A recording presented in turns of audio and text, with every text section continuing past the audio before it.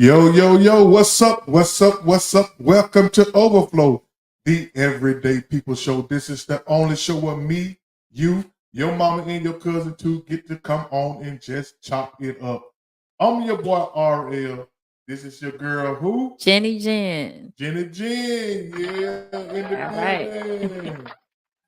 So y'all, we got a heavy show for y'all today. We got some heavy hitters today, man. We got a guy running for sheriff. Um, Anthony Hogan is running for sheriff of Cobb County. I've had my share of run-ins in Cobb County. Hopefully, I need some people. I need some people in my pocket, man. So I need some good people on my team, man. So we got Anthony Hogan. He's running for sheriff of Cobb County. If y'all know anybody who lives in Cobb County, please tag them. Please, sir, ma'am, tag them today. Y'all share this live. Please help your brother out, man. Share this live. And we also have a guy who is a designer handbag maker. This guy makes his own handbags, man. I'm telling you, Coach ain't got nothing on him. Coach, Michael Kors, none of them folks ain't got nothing on him. But he's here today too. He's gonna show y'all how he do it. He's gonna show what the kind of bags he got. So we got candidate Anthony Hogan and Trey Moore, the handbag designer, coming up next, y'all. Let's get this theme music going. Let's go. I think iPhone users are kind of like try to be like bougie people, in crowd type people. You know what I'm saying? I'm just saying what I'm saying, man. You about to step on the toe. From the black women I see, they don't have that patience like that. You know what I'm saying? But white women, they'll take it on the chin. Well, okay. Well, listen.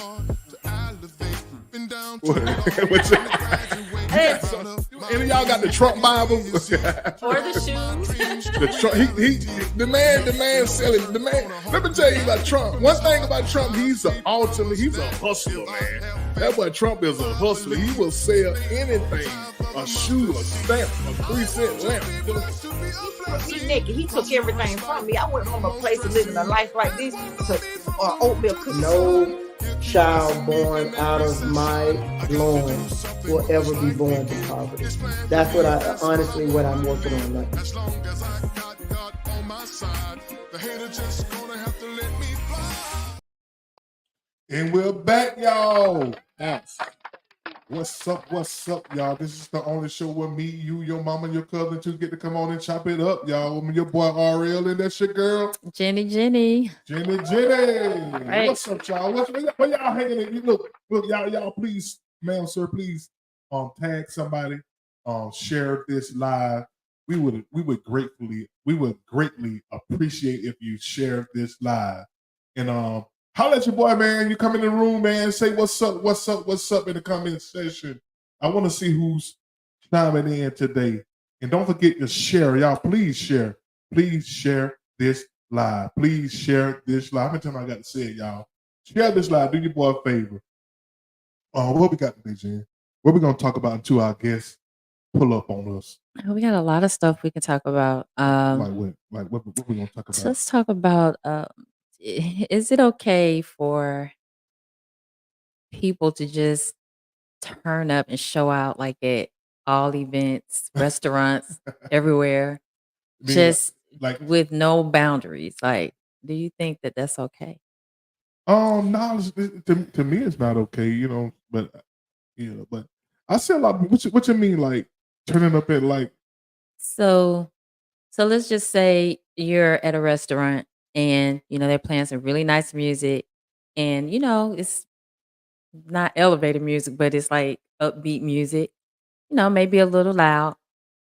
Is it okay that we come in, some of us, like wanting to just, before we get to the table, we already, and we at the table dancing like that, and it's not really a band there or anything like that, but it's just, it could be a lot of times these breakfast spots, where And they hear like some Lil Jon. They start twerking.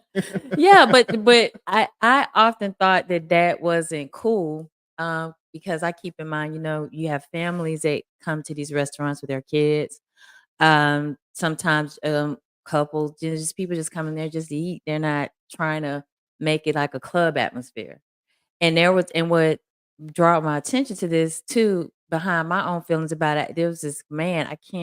I wish I could say like what it was, but as far as the restaurant, but it was a guy, black guy. He had a restaurant, and it was like a TikTok or something. Somebody had posted it where he Yeah, I was saw kind it. of getting on these women for Yeah, coming yeah. in there, and whatever they were doing was obviously inappropriate, dancing, twerking, stuff like that. And he was like, if I get on the guys about how they need to be when they come in here, y'all need to come in here with respect to my guests, the other people that are here, because this restaurant is open for families to come and eat. They bring their children and stuff like that, and unfortunately, I feel like we're the ones that do it. So Yeah, I think I seen that video yeah, where the women was in there twerking and he yeah, stopped everything. But yeah, I think a lot of these restaurants, they're trying to draw people in, hmm and they're bringing DJs.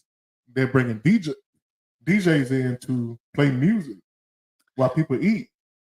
yeah. And I didn't have any research on the restaurant or anything. It was just something I saw. But for me, I had already kind of felt that way myself. Like, why do we feel we have to everywhere we go?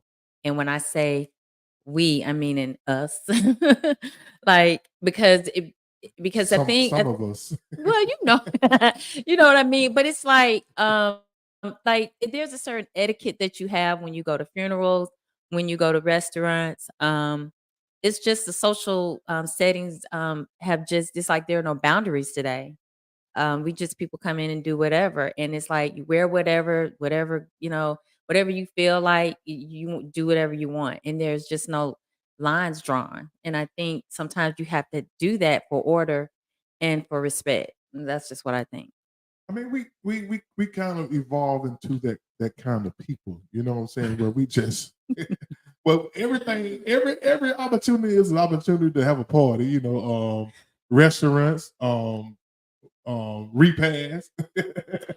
Yeah, and I mean, and I get it. I guess to me, at some point though, you have to have boundaries somewhere, like etiquette when you go to a funeral. Like you just dress modest and appropriate, especially for the families that's grieving. Like it's not because at that point it's not about you. You know what I'm Yeah, saying? You yeah. don't come showing up in a bright red dress and it's a somber occasion. And even people say, well, we don't want they wouldn't want you to be sad. That's fine.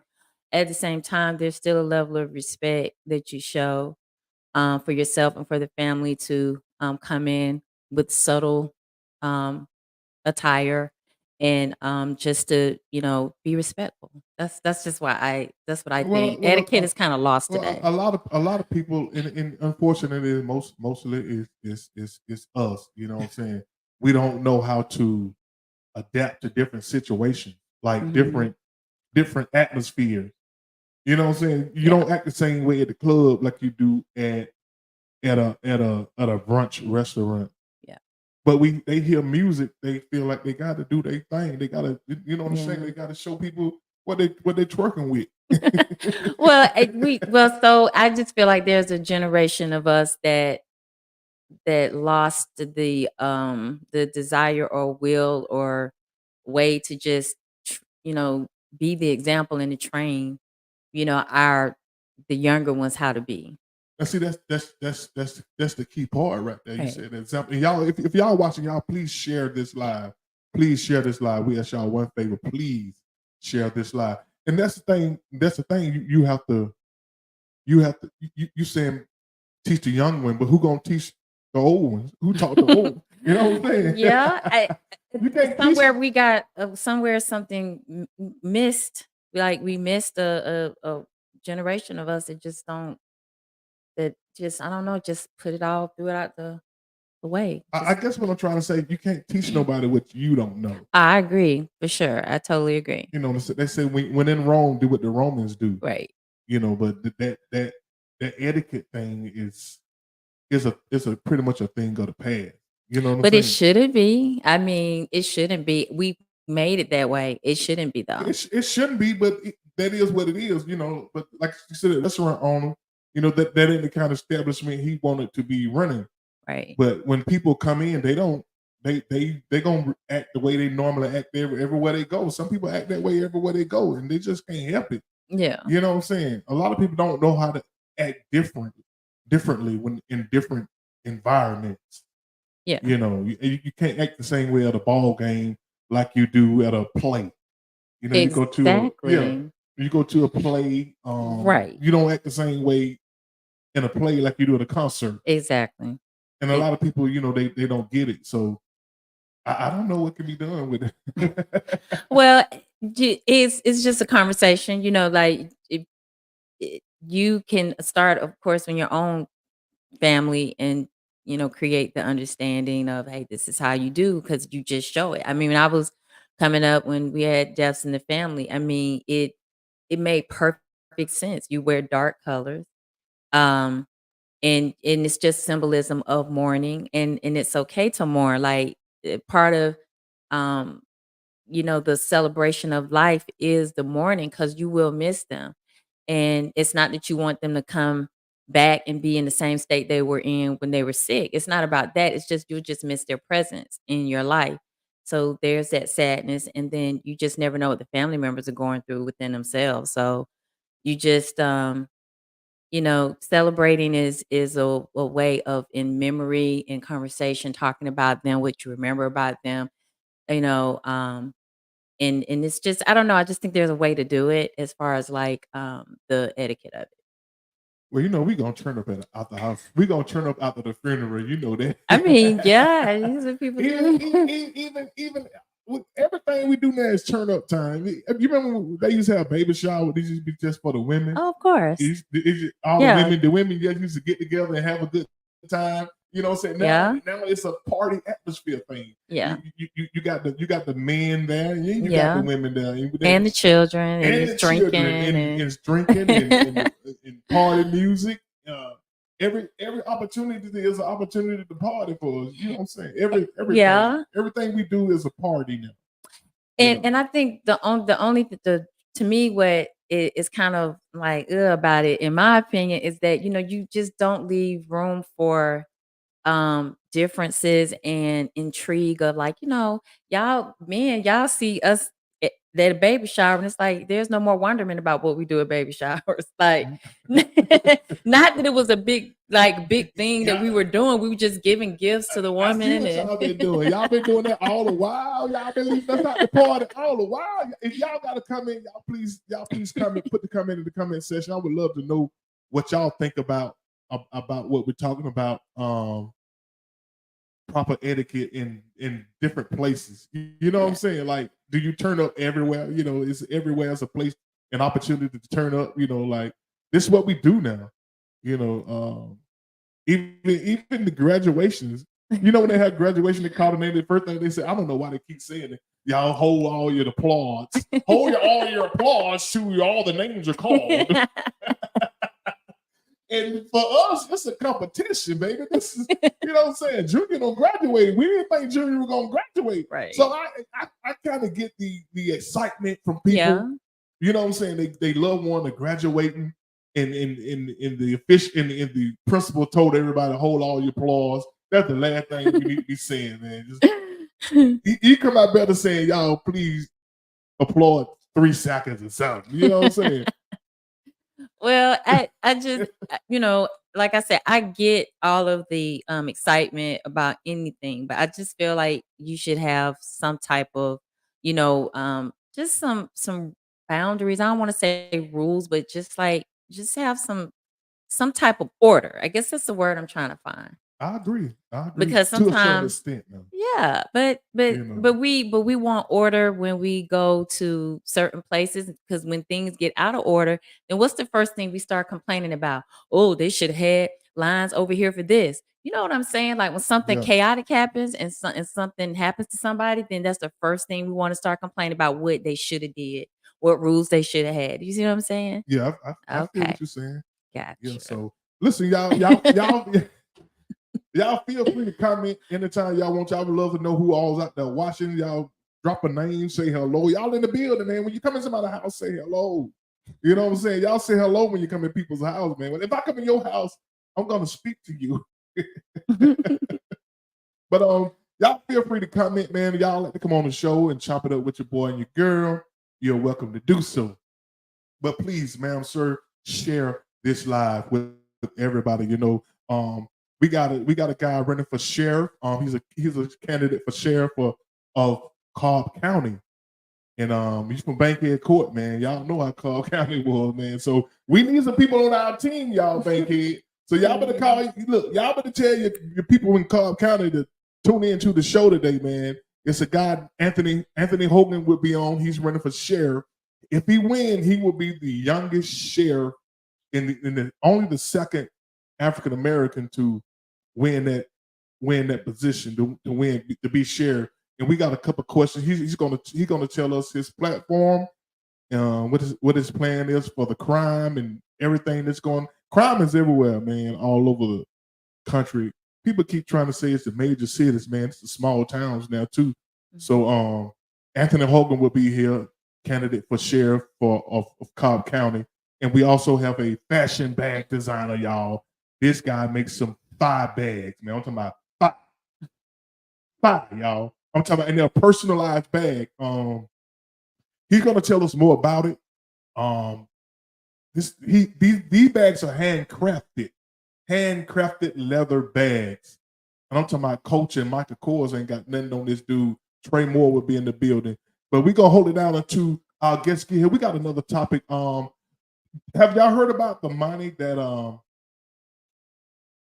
billion unclaimed? IRS has $2 billion unclaimed. Let me show y'all what I'm talking about. $2 billion. Soon as this live is over with, y'all better go check it out, man. Y'all better go see what these folk got in store for y'all. I could use a little bit of that. I know. I'm serious. I'm gonna go check soon as I get through. But check this out, y'all. Now to a Channel 2 Action News investigation we've been waiting to bring you. Not a scam, not a trick. Billions of dollars of Georgians' lost money just waiting for you to claim it. Something for you to smile about. But Channel 2 consumer investigator Justin Gray and our investigative team noticed that likely tens of millions of dollars worth of that money was essentially hidden. Yeah, Karen, Georgia's searchable website for unclaimed property was only showing claims more than $50. That means you could have several claims for $20, $30, $40 out there, and you wouldn't know it. Now, after we started asking questions, Georgia has changed the site to make all unclaimed property easier to find. Let's put your name in here and see. Let's do it. Okay. It's a simple online search. Free money. I'm playing the wrong thing.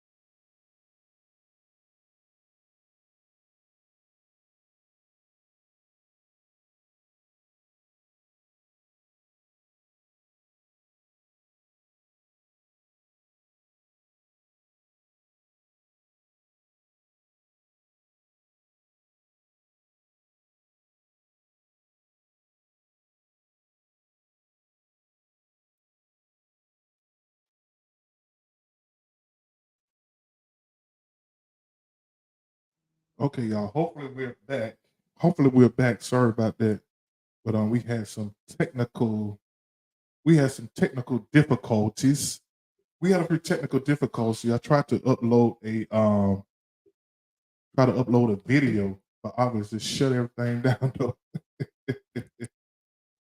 But anyway, we was talking about the IRS Georgia has $2 billion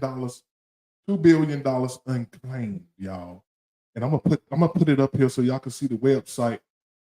Y'all can go on and claim y'all cheese, man. That's it right there. Get your children to type their name in too. Yeah, Everybody involved. Get your children, get mama, cousin, them, everybody claim it.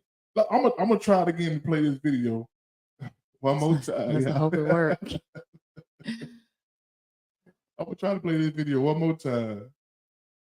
I don't know what's going on with it. Let's see what play. For Channel 2 Action News investigation, we've been waiting to bring you. Not a scam, not a trick. Billions of dollars of Georgians' lost money, just waiting for you to claim it. Something for you to smile about. But Channel 2 consumer investigator Justin Gray Go get your money, y'all. That likely tens of millions of dollars worth of that money was essentially hidden. Yeah, Karen, Georgia's searchable website for unclaimed property was only showing claims more than $50. That means you could have several claims for $20, $30, $40 out there, and you wouldn't know it. Now, after we started asking questions, Georgia has changed the site to make all unclaimed property easier to find. Let's put your name in here and see. Let's do it. Okay. It's a simple online search. Free money. No strings attached. So you have some more here. Wow. Wow. Dale Benaroff sat down with me to search again after a big change was made to the state of Georgia's unclaimed property website. At the beginning part was easy. Type your name into Georgia Unclaimed Properties and wait to see what pops up. You'd be amazed. Benaroff certainly was. She had already discovered $23,000 in unclaimed property from her deceased parents. Wow. It would be $23,000. not Money. really would. More than $2.8 billion is sitting in Georgia's treasury unclaimed. That's more than $250 for every Okay, so y'all, so man, woman, and child in the state. Ron Litzy is an unclaimed property watchdog. No one should assume that they don't have unclaimed property. We first started looking into Georgia's unclaimed property program earlier this year because we noticed a big issue. Millions of dollars of your money unsearchable. In Georgia, you could not search for claims under $50. There's no excuse for not showing those properties. Their job is to return the money, not hide it. It was just a matter of days after we asked. okay, y'all. So there's over $2 billion of unclaimed money in Georgia's IRS, man. If y'all look on the screen, y'all see the website to go to, but don't do it till after the show, y'all. And you got something to say? No, I'm just letting you say what you're going to say. You know what you gonna say? I'm just thinking I can't wait to type my name in and see if there's anything I'm missing. I'm gonna do it as soon as we get off this live, man. As soon as we get off this live, I'm gonna go see how much money I got. Hopefully I got some money in there, y'all. If it ain't number $50, I'm claiming mine. So I don't know about y'all. I'm claiming mine, y'all. Yeah. But coming up, y'all, we have Anthony Hogan, who's going to be in the building tonight, y'all. He is running for Sheriff of Cobb County. I don't know about y'all, but I need some people on my team, man. I need some people. I need some good people in high places, man. I don't know about y'all. So this is what I want y'all to do. Share this live with all y'all Cobb County relatives and friends. We got Anthony Hogan coming on. He's a candidate for Sheriff of Cobb County, and he's gonna put his platform out there and let y'all know what he's gonna do to solve the crime issues. So if y'all have any questions for him, please type them in the comment section, and he will be gladly answer them. He will be coming on very, very short. I'm seeing him trying to come on, but I don't see his video feed. So, Mr. Hogan, if you are listening live, I don't see your video feed. I think I saw it once before, but Yeah, it went in. And it came went back in. out. It went in and came out. So y'all call all your Cobb County folks, and maybe even the surrounding Cobb County area calls. Listen, y'all, we need this. We need him out County. For sure. I got stopped a couple We of need him times. in our corner, man. You know what I'm saying? If he wins, he will be the youngest sheriff, and I think in Georgia ever. I think the guy's in his 20s, early 30s. Wow, that's So impressive. he's a very young guy. Waiting on him to come up. I guess he went out, he coming back up, I guess. So we're gonna wait 1 second for him to come on. So y'all go get that money, man. The website is right there. Y'all after this live, y'all go check, y'all. I need y'all right here. I need y'all to pay attention. I need y'all on this live with me. So if y'all can do me a favor, just share this live to your favorite groups. I know a lot of y'all in a lot of groups and got family in Cobb County, and so forth. We got what? Gina's gonna play the quiet role. No, I'm not. I have some questions for him. I do. Oh, you got some questions? What you gonna I ask? do. I have a What you few. gonna ask? Well, it's when he comes on, I will ask him. So y'all type y'all who all out there, man? Y'all say what's up to your boy, man. You know what I'm saying? Y'all don't be bashful now. Y'all scared to talk. I see a lot of y'all be on Facebook. Y'all got a lot to say behind my back. Oh, man. Okay, there y'all. he He's here, y'all. Right. So without further ado, we bring you guys candidate for Sheriff of Cobb County, Mr. Anthony Hogan, in the building, y'all. All right. How's everybody doing? How's everybody doing? All right. How are you? What's okay. up, Mr. Hogan? How are you, man? I'm okay. Thanks for having me. I don't know what's going on with my laptop. I had to pull out the iPad. Thankfully, I had it by me. It's all good, man. I think a lot of people tuning in saying, "Who? I thought you had a sheriff coming on." They see a young guy pop up. They like, I apologize. So what's up, man? What's going on with you? Oh, nothing much. Getting ready for the May 21st primary.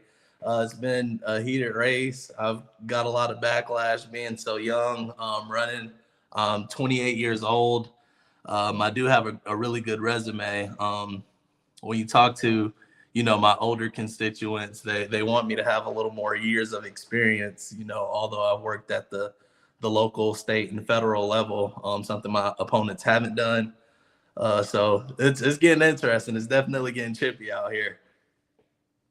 So we was discussing before you came on. Do you have to be a in law enforcement to run for sheriff? Are you serving in any capacity in law enforcement now? So yes, I am. I'm at Clayton County Sheriff's Office right now. I do all their internal affairs investigations. You don't have to be law enforcement certified in Georgia for at least the first 6 months if you do get elected to sheriff. But after 6 months, it's a requirement to be a sheriff in Georgia. You have to be law enforcement certified. So back in the day in Georgia, they just let, Joe Blow run. You could, So that's what I was saying. So I just can't walk on the street and say, "Hey, man, I want to be the sheriff." Right. Well, you could right now if you wanted to. You absolutely could, but you would have to get that requirement fulfilled within 6 months. Okay, you say there's been a lot of backlash because of your age. I mean, what are people saying? What are people saying about your age? Are they saying you're too young, you're inexperienced? You getting that? You getting that? Right. Yeah, we're getting a lot of that. And that mostly comes from people's ignorance. People they judge you for your youth before they look at your resume. So that's what we're dealing with. Obviously, being a sheriff is typically an old man's game, but I feel like we're moving away from those times. I feel like law enforcement should be progressive, and you should have somebody that's in touch with all aspects of a sheriff's office. And we have, guys that were policing in the 70s and 80s leading a department or an agency in 2024. Not to say that it can't happen, but you have to be transparent, and you need younger people in leadership to say, we're going away from things like this. That's the only way it can be progressive. I have a question. And it's kind of tying into what you just said. Why do you want to be a sheriff? Ooh, I can keep y'all here all day, but I'll try to, sum it up the best I can. The true answer to that is because I have a kid. His name's Isaiah. He's a beautiful, beautiful young man. And I want to create a culture at a law enforcement organization that he's proud of. I want him to be able to look at, deputies and want to do the job as I did. Obviously, Cobb County has its issues, but I really do believe that we can be, one of the best sheriff's offices, being, we're the 4th largest county state of Georgia. We can be an example agency. And once people see, our practices, our policies, our procedures, they'll follow suit. They'll find out how we're able to protect our kids in education environments, how we're able to leverage technology to deter crime. Just, many examples, but that's the reason I'm running. I'm running to put the county back on my back, and I want to be the one to lead the county away from, what it's been, which is, indictments in the sheriff's office, multiple jail deaths since 2020, but just all kinds of crime in the county. So Cobb County's not what it used to be, but we do need a strong leader to lead the sheriff's office. So, may I? So, what ability do you feel is like most important, like in being a leader? Because that's a big role to play. So the most important thing is, being empathetic. Being empathetic and sympathetic, understanding, different backgrounds in law enforcement, and understanding the people you serve in the community. So you have to be a servant leader, and you have to be empathetic towards what people are going through. So somebody asked a question the other day and said, "Hey, what do you think the biggest problem Cobb County faces? What do you think the biggest problem is?" And my answer was, it depends on who you ask. There was a young man stabbed in Sprayberry High School. His name is Earl Nichols. If you ask his parents would say school violence. There was a young man shot in an apartment, the Gamble's apartment complex. If you ask them, they'll say gun violence. So you have to be empathetic. You have to look at all crime, and you have to take into account everybody's situation and everybody's feeling. So you need somebody at the top to filter and everybody the vision. That way we can, be able to address all crime trends in the county. That's an awesome response. Okay, one of our viewers wants to know. Darryl Sherman wants to know. He asked him where he grew up. Okay, so I actually came from Jacksonville, Florida. I didn't move into Cobb County until 2010, I believe. I went to Lindley Middle and Pebblebrook High School. So Mableton, Georgia is where I'm really from in Cobb County. Some people call it the heart. I have kids who attended Lindley in Pebblebrook. Right. And my nephew, I think my nephew went to Pebblebrook too. Okay, so you mentioned a lot of jail deaths from. I know the Fulton County have their issues, and you mentioned Cobb have issues too, right? Absolutely. So what's your plan to combat that? So you just have to go in there and revise. The current sheriff is looking at buying a robot to do rounds. You ain't gonna go in there and just beat everybody up, are you? No. I am. I take more of a guardianship approach than a warrior mentality for inmates. I believe that if you focus on rehabilitation of inmates, you'll have less offenders. In terms, you'll save the county money. So you go in there, you incentivize, people behaving, rehabilitating themselves, learning, making it conducive for learning, and fostering an environment that's not a jail. It's more of a community. So you lower jail deaths by one, revising policy and actually manning the jail. Cobb County suffers from a huge manpower shortage, and that's because nobody wants to work there. People want law enforcement officers aren't paid, what they're worth to do the job that they do. And you also have, the unfairness of the leadership there now. As a deputy, one of the perks we have is getting take-home cars. If you work at the Cobb County Jail right now, a lot of those deputies don't have take-home cars, but secretaries of the command level officials do have take-home cars. So you take in account things like that. I can go across the street to Cobb Police Department and get a take-home car. So that's where the manpower comes in. But you have to have bodies in the jail, making the rounds, reading grievances, and building those relationships with inmates so that they don't feel like inmates. They can feel like, people that, which is what they are, waiting for trial. Another viewer wants to know: does he feel like he's getting respect and backing of older residents and voters?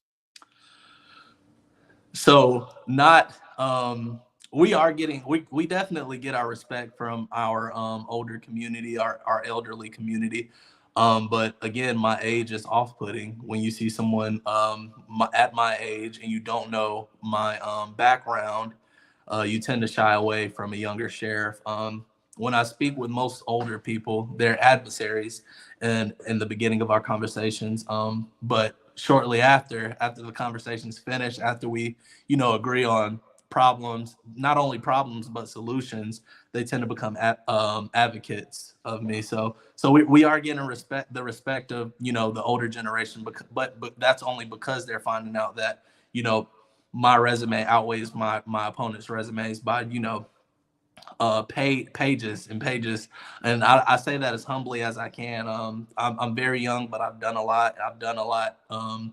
To invest in my career. I put a lot of work in the body of law enforcement in Georgia. I've revised policies. Um, I've bettered, Fulton County. Fulton County came for us for policies.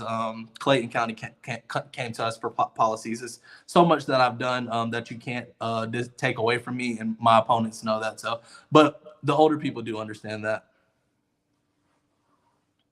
Okay.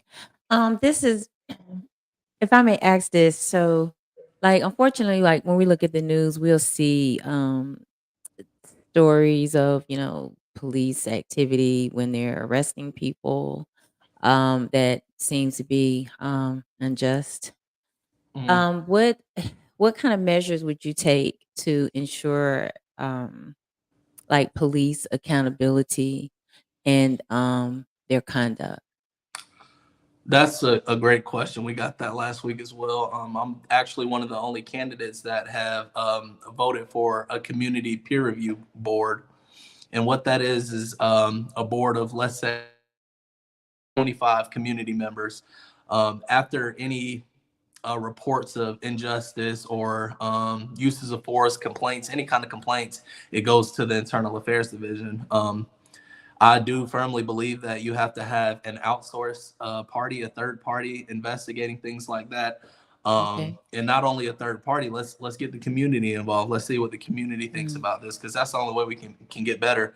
If the community's out here telling us that, we police too aggressive, the community's the one that has to hold us accountable, because I'm biased as the sheriff. I'm going to protect my guys. You know what I'm saying? So it's great to get, other output, and that's how we move forward and work on our partnerships. Yeah, that's why I was kind of hesitant to ask, because I'm like, you have the seat that you have where you would be, more like you say, biased to your Right. coworkers and, the people that would work up under you. Right. Type Absolutely.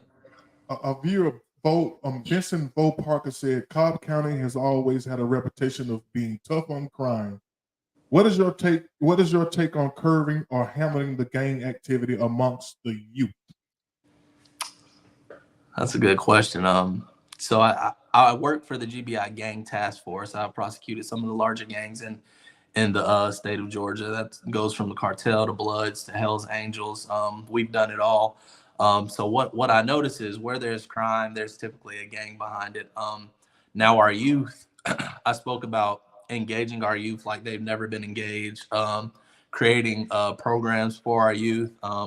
When I was younger, we had a program at my elementary school where it was teachers that are taking students out without the funds to go out and enjoy themselves. I feel like if we connect our youth at a young age, we can be able to, you know, tap in their minds and actually tap their potential, get to them before gang members get to them, and really engage our youth. And once they see somebody, you know, young is running, young, black, you know, energetic, kids see that and it means the world to them. But as far as, you know, getting out there and engaging with them, we just, you know, have to do the work, and it has to be somebody's responsibility. And the sheriff's office is historically a very community engaging organization. And, you know, when it comes to gangs and the development of gangs, it's up to the sheriff's office to step in and say, you know, we have to take some of these kids under our wing. But to answer that question, I'm honestly very tough on gangs, because the history of gangs, once you get in the gang, it's almost like you can't get out, and they make you do the worst things while you're there, and it doesn't stop. So you kind of have to eradicate, you know, the number one guy, and that's what my background is in gang fights. So Cobb County definitely has a fair share of gangs, cartel, Bloods, Crips, like I said, Hells Angels. So I love to take the fight to the gang and, you know, not wait and react to crime. And it sounds like prevention, you know, is a part of it as well to help that out. Right. I definitely prioritize prevention over reaction, because what do we have law enforcement for if they're not preventing? Right. For y'all tuning in, please share this live. Make sure your Cobb County friends and family tune into this live. We're here with Anthony Hogan, candidate for Sheriff of Cobb County.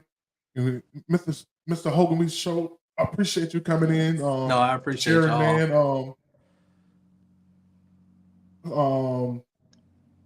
Daryl said, we do need a change in culture in Cobb County. From when he grew up, him knowing about Cobb County, because I'm from Bankhead Court, so I don't know if you ever heard of Bankhead Court. Yeah, it's like Bankhead Court. It's like right on the border, right? The border of Cobb County, right? And we knew not to go make a living. Yeah, people always talk to me about you know, what Cobb stands for, and I've heard, you know, unfortunately, I've heard people say it stands for "Come on, Black Boy," or or count on being busted. But you know, that all goes back That's to what I know. right. That all goes back to culture. You have to get out in front of the community, and the sheriff, the head guy, has to show the community what he's about. And I'm about transparency. I'm about, you know, real relationships. I'm not a politician. Obviously, if I was a politician, you know, my answers be, you know, sharper. But at the end of the day, I'm a cop and I'm a person. And the community seeing that, kids seeing that can have such a dramatic impact on the sheriff's office. It can have such a dramatic impact on the community once they know they have a leader that they can trust and count on. Moretta Johnson says, since he would be making history in Georgia, if we aren't in Cobb County, how can we help? If we are in Cobb his situation. So there's, plenty of ways outside residents can help. I tell people that, you know, if you don't live in the county, definitely share it on Facebook, share what we're doing on your social media, because that can reach, you know, way more people than I can reach. Another way is, you know, we have shirts for sale. Monetary donations are huge for us. Unfortunately, it takes money to get in this game. We've had, you know, phenomenal support, more support than I knew we were getting. So the monetary donations go a very long way. I can, you know, send out mail. I can create flyers. I can send out text messages. I can get my face out there. And somebody asked, you know, how much does a sign cost? And I'm like, you know, it costs $11. And he looked at me, he said, you know what? That's not that bad. And I said, it's bad when you're ordering 750 of them. So monetary donations go a very, very long way. It definitely counts. So we make it stretch, and we're doing so well with the donations that, you know, thankfully and prayerfully they keep coming in, and that's what that's why we're still, you know, doing so well in the race. The monetary donations just separate us from our candidates, and it's just been a blessing. Let me ask you something. I always wondered, you're running for sheriff, but there are still Cobb County police. How do y'all interact with each other? So right now, the relationship between the sheriff's office and the police department is awful. So y'all beefing. They beefing, yeah, right. He said So they. it's definitely it puts a strain on it. So the current sheriff actually came from the police department. I'm not sure what his ordeal is, but he doesn't like to partner with Cobb Police Department. So if I tell you what the sheriff's role is, our role is to uphold the Constitution, maintain the courts, maintain the jail, and maintain civil services. Civil services being evictions, writs, warrants, serving warrants. So our job is not to be out chasing bad guys. Unfortunately, we have to worry about our job before we can get out and help the police department. But the current sheriff is tens of thousands of civil services behind evictions, writs, warrants and stuff like that. So he's behind because he's duplicated the services. So where your police department has 20 guys on the road, he has 25 guys on the road. So the partnership there is creating a strain on the county, is creating a strain on taxpayers. And the way you leverage that is through partnerships. You have to sit down with every law enforcement official, every leader of the community, and say, hey, how can we be better? How can this unit help you in your city? Because a lot of cities suffer from the shortage of police officers, but as the highest ranking law enforcement official, in the county, I have the ability to say, you know what, I can send 20 guys to help you guys, address this crime trend. So it's all about, putting your pride away and actually partnering with leaders of the community.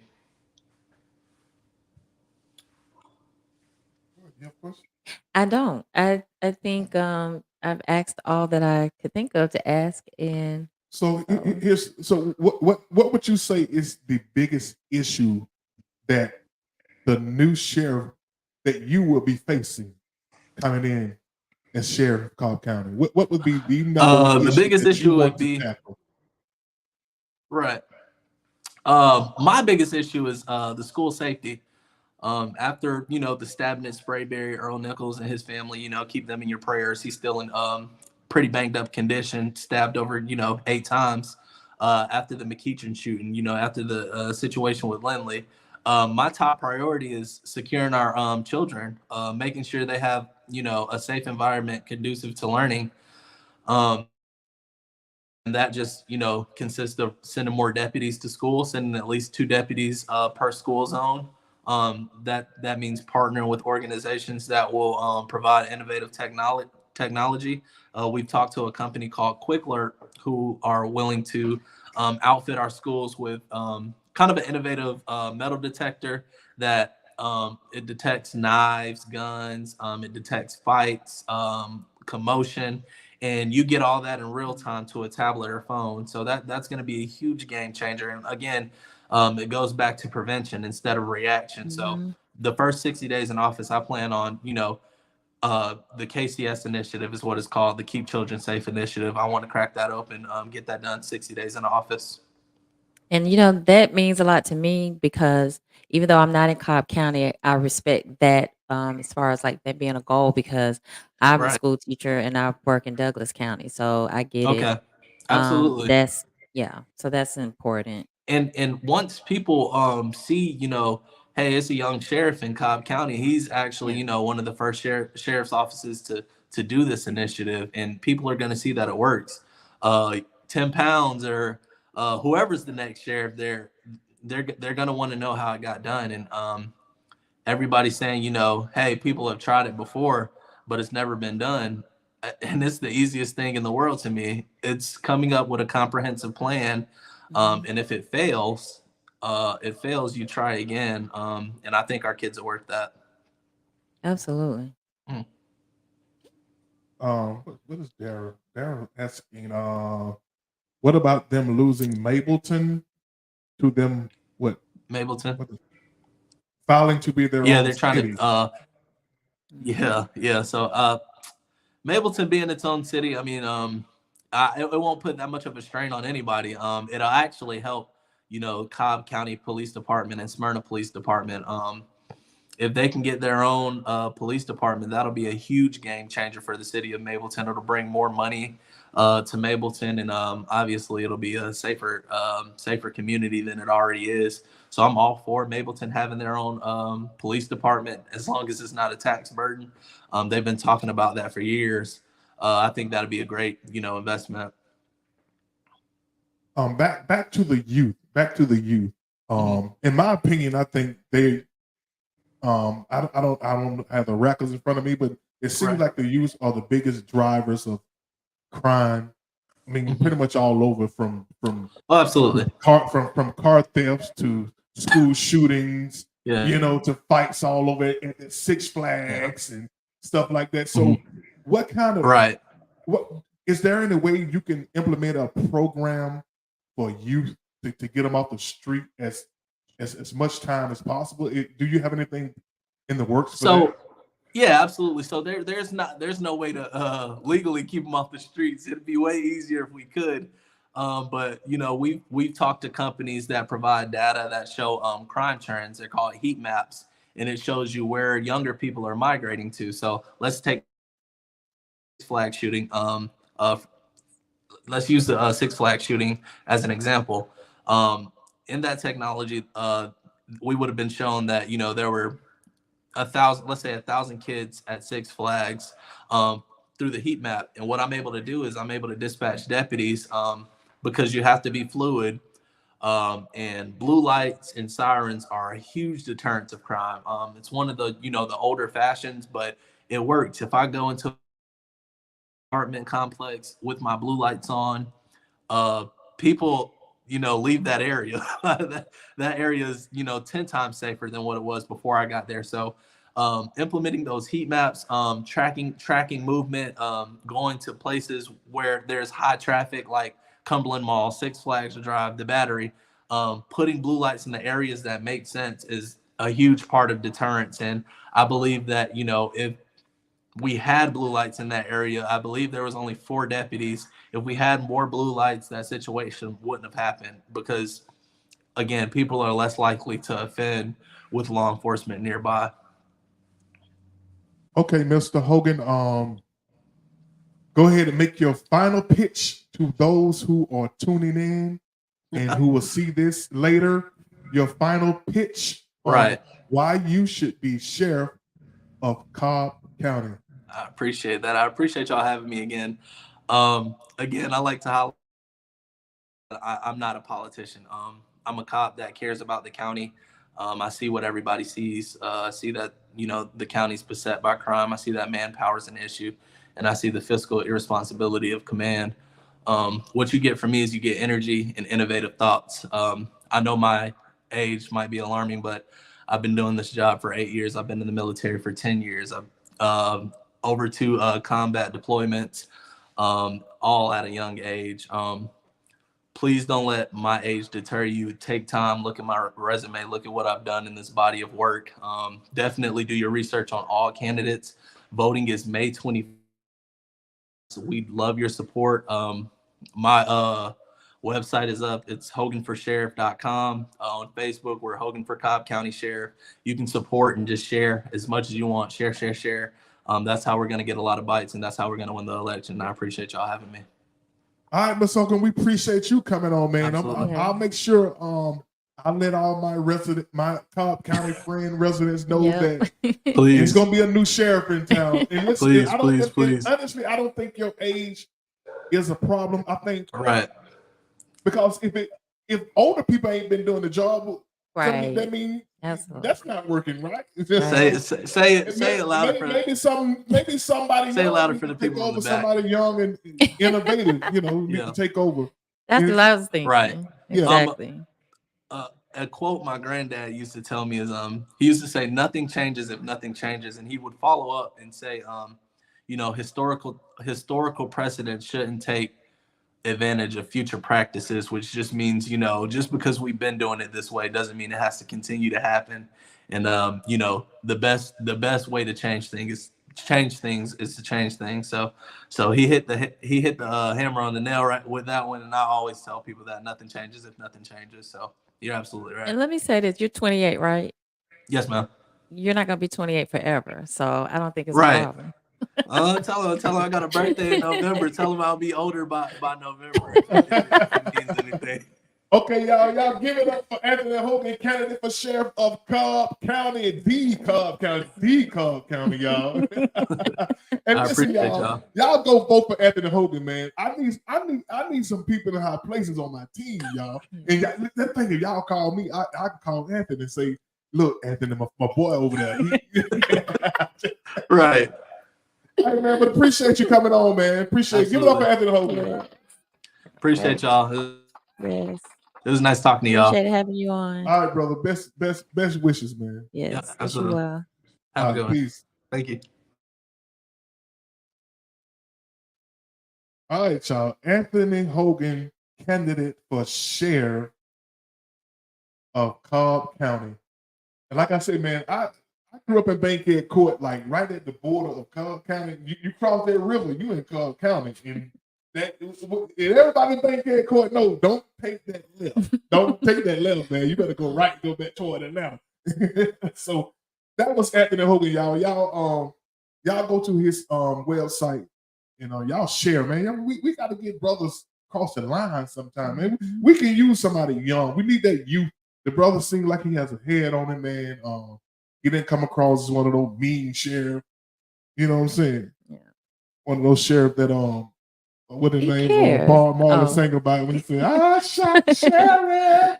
Well, he said something about being empathetic, so that speaks volumes as to his demeanor and his mindset about what he's trying to do. All right, y'all. We have another guest coming up. I told y'all we had two guests. This next guest, man, he's an extraordinary handbag maker, leather handbag, authentic handbag. I'm telling y'all, I've seen his handbag, and I'm telling y'all, they way better than Coach and Michael Kors ain't got nothing on this dude. I'm telling y'all, Coach and Michael Kors ain't got nothing. Look, y'all tag every woman y'all know, fellas. But I shouldn't have told the fellas that because they don't. I can't wait to see the bag though. I hope he shows one, like hold it up. I want to see. Yeah, but let me play a video. Let me play a little video. I got a little video of him queued up a little bit. I got to bring him in right. You know what I'm saying? Here we go, y'all. Who is Trey Moore? I'm a master welder, upholsterer, sheet metal fabricator turned luxury handbag designer. I've taken these skills and fused them with my love for fashion and art. By doing so, I created a well-structured wearable art. My brand is Trey Moore Handbags. Each bag is a one-of-a-kind, carefully constructed for you.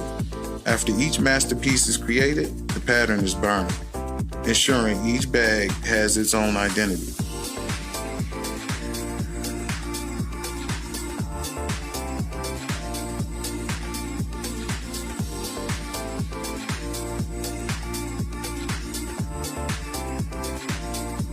Your Trey Moore handbag will make the statement for you. My mission is to provide you with cutting-edge designs, craftsmanship, and exclusivity.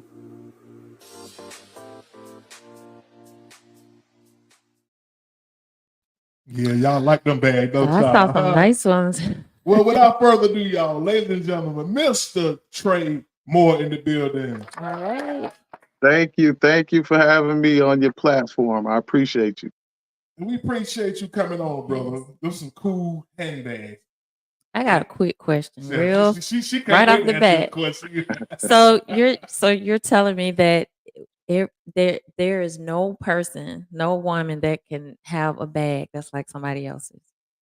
Like Well, once it's made, like it may be kind of similar, but it's uniquely just that bag. Once you've made it, you don't remake it for another person. no. And can I explain why? I love it. I love it already before you say it, but go ahead. Okay.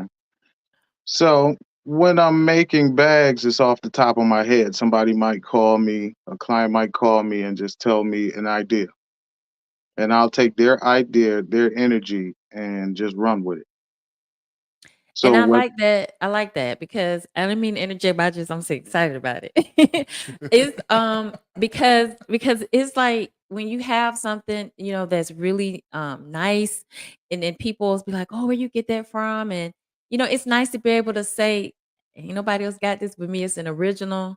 And and it allows a person to be able to have something that's connected to what, like you say, their energy, what they want. Yes. And but it's you doing it, but it Yes. is tailored. It's like it's tailor made for the That person. person. And so I like that. That's Thank you. that's I different. appreciate you.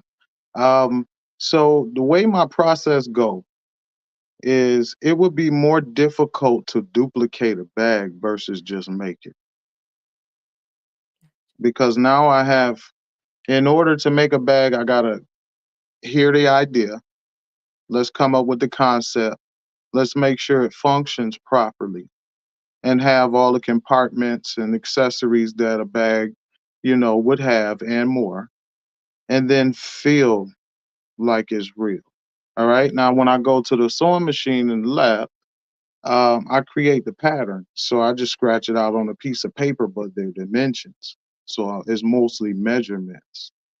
So once I measure this pattern and just draw it up on a piece of paper, then I go to the leather and actually cut it out. So when that bag is done, I no longer need that paper, or I would probably have a house fire or something, storing all that paper.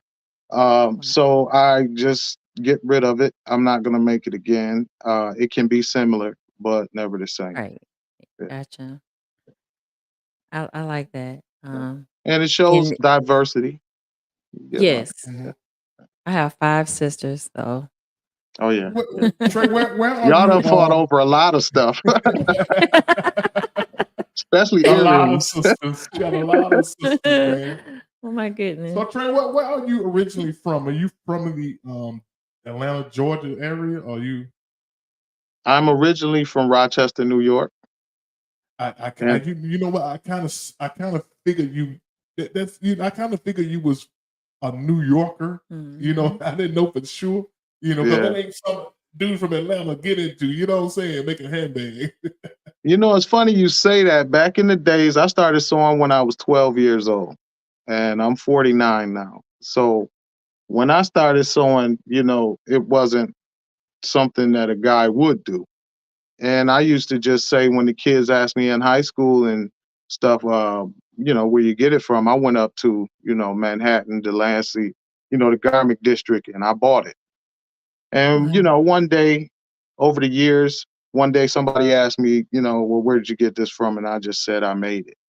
And Mm. the response was so much different that I no longer felt like I should hide what I do.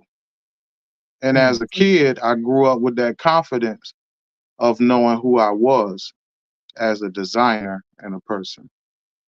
So you've been doing this since you were 12, so this is definitely your craft. So you're real good Yeah. at it. Car seats, boat seats, sofas, coats, Yeah, clothes, gowns, anything Wow. with a stitch, yeah. carpet. Sandra she's watching from YouTube. She wants to know, can he also make wallets for the bags? Mhm. Yes. I do all kind, you know, somebody might call me and say, I have a pair of boots in my closet.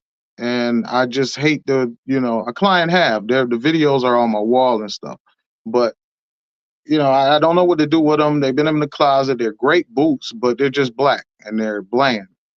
So I redid the boots, made a clutch to go with it and a belt, but Wow. not just a regular belt. See, The type I of belts love that they clutch purses. put over their clothes, the bigger belts. Yeah. Yeah. Wow. And how long have you been? You say since 12, right? Yeah, I started off making baseball caps. So they used to call me Hat Man. Yeah, leather hats. Yeah, leather hats, baseball caps, denim. But hats was my thing. I could make like 3 or 4 dozen a day, and I'll just go out and sell my hats every day. I did that for years. Wow. So who generally are your customers? who generally are your customers? Women, men, people who are making a lot of money, broke people. You know what I'm saying? Everybody. Like, yeah, Anybody everybody. who's attached to my mission, my journey, my designs, my craftsmanship, my style. It pretty much what I try to do is enhance what's in a person. Mm. So if your favorite color is a certain amount of colors, I'll try to put that in a color combination that just make you, say, oh my goodness, that's just crazy right there. Every time you walk in the room, it's something different. Oh. Do you have a couple pieces on hand you can kind of like flash to everybody? Or you Bro. So the way this house is set up, I'm in the bottom of the house. Wow. Unfortunately, you know what? I tell you what, you invite me back on, I'll do something special for you. And I'll make you something too. But I got you, man. I got you. It's funny that you asked that because I normally, when I'm out and about and stuff, I don't tell anybody that I'm a designer. And if I do happen to mention that I'm a designer to you, I can give you the information to go get it or whatever, or go see where it's at. But I normally don't whip my phone out and just start showing you pictures. You know what I'm saying? Yeah. So moving like that, I was coming down like, okay, I'm gonna be on the best platform ever, and I just forgot all about the bags, bro. Yeah. Sandra wants to know, how do we place an order? She ready to buy already, man. I You don't got blame customers her already, because man. I got some thoughts in my head about what I want. Yeah, you can reach me at TreyMoreLeatherHandbags.com. I think Moretta And has the website right there. yeah. And you can it should be my phone number in there and everything. So you can actually reach out to me if need be. Okay. And on social media is Treymore333. So it's TREMOORE 333 across all platforms. Okay. Yeah, I think that having your own personalized bags and things like that it's just special. A lot It of is. times we as women we go out and we buy the Coach bags and the Dooney and Burke. I mean, Mhm. I get it, but it's something else to be able to have someone like make it like Yeah. personally for you Yeah. with their own hands instead of Yeah. in this big factory somewhere. Yes. So I'm excited about what you're doing, and sounds like you're amazing at it. I just from looking Thank at you. the ad, yeah. Yeah. You say you do you want to respond to what she said? Boy, run my No, mouth. I'm listening. I Okay. just I'm vibing. I'm vibing. Yeah, you say you do furniture too, but do you go to the resident or If someone's need resident? be, Are they have it, if need be, delivered to you? some pieces can't be moved. Some pieces can be moved. Some pieces can be stripped. Well, all pieces can be stripped where it is. If you notice, the upholstery is just the skin of the frame, or the piece itself. So, uh, knowing what you're doing, you can take it apart and put it back together. I don't do things on the spot like that. Normally, I like to pick the piece up and drop the piece off if I had to get a piece. So let me ask you, when you first started out, you started out just making hats? So I Or started out when I was 12. I'm a fourth generation sewer, Okay. and I'm the only male in the family that sews. Wow. And I didn't learn from my mom, but my mom sewed, and I seen the pieces that she would make. So in the back of my mind, I was like, "Ooh, that's hot! I can't wait till she finish." So with excitement, I'll be around the machine, helping her out, stuff like that. But I never touched the machine. When she go to sleep, I used to sneak that machine upstairs to the bedroom, put it on the towel, you know what I mean, and try to figure it out. So I had an idea of going to the Salvation Army, getting some shirts and stuff. I went there and took the shirts apart, start putting them back together, taught myself how to make clothes and start making clothes and wearing them to school. Wow. So you started out with shirts and Pants, you whatever just I could take evolved. apart and put back together. That was the pattern. Wow. And So my background, this definitely a passion because mhm. I'm My sorry, go ahead. background is welding also. I have a mechanical Okay. background. So welding, when you working with metal, you could be building anything and any structure. And it could be, big or small, but it all starts with dimensions, kind of simple geometry. So they kind of tie in the same way. Instead of a sewing machine, I'm using electricity and gas. Um, and for sewing, that's for welding. And for sewing, I'm using the sewing machine. But the dimensions are the same. The fabric don't bend respond the same way, but Mhm. it's pretty much the same. Okay. So it was easy to transition both styles, into each other. Okay. So you're doing a lot of different things with the sewing ability that you have. So when did you evolve to focusing mostly on like bags and purses and stuff? Is that would be your specialty out of all the things that you do? hmm And Okay. So when did 2000 you and evolve to that? in 2015, I decided that I wanted to make handbags because I was having an issue with space. Okay. So how can I do what I love doing without having a big shop and a lot of overhead, um, just to operate? That's And smart. my thought was handbags. Takes a little bit of space to store them. The leather you can roll up, tuck in a corner on a rack or something. And so you could move that out of the garage if you could, or a basement or something, somewhere small where you can make a big splash with a little bit of space. Gotcha. Okay. Trey, have you ever thought about expanding into like retail stores, anything like that? Have That's you in been the works. approached? Been approached? Okay, listen. Yeah, that's happening. Well, I ain't gonna get you the tip off no stores and nothing like that. Are we Oh, talking like? yeah, Are we talking that's like happening. Saks Fifth or are we talking like Saks Could Fifth be. or Walmart? Could be both. Could be two Okay, different that's what's labels. up. Could That's be what's up. 5 different labels. Okay, what's up, man? Yeah. See, So so the go ahead, go fashion, ahead. I was looking at the fashion like the music industry. You have parent companies and you have companies below the parent companies that, generate just as much or more. You get what I mean?